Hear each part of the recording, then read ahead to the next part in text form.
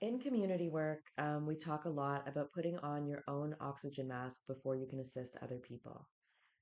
Part of that is checking in with yourself and, keeping an eye constantly on your own well-being and the sustainability of your practice.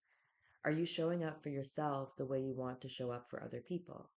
Are you facing any crises of your own? Does your context allow you the capacity to show up for other people in this way right now? Are you able to meet your basic material needs? And how is that affecting your capacity?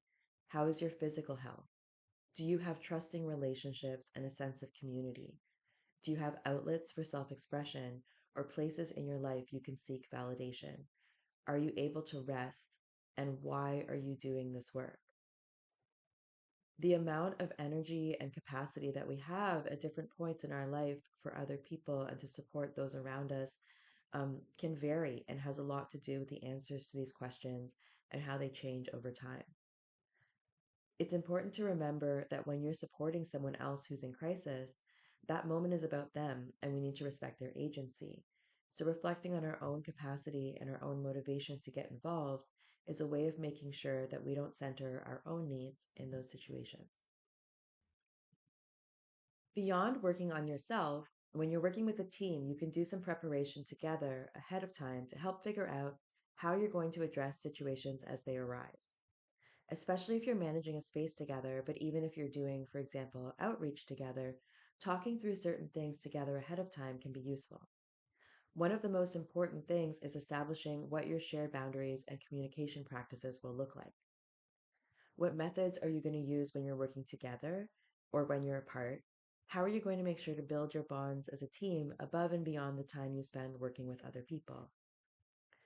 Whether you're managing a space or doing outreach, you'll want to talk about things like what constitutes unacceptable behavior and what will the consequences be for people engaging in that behavior?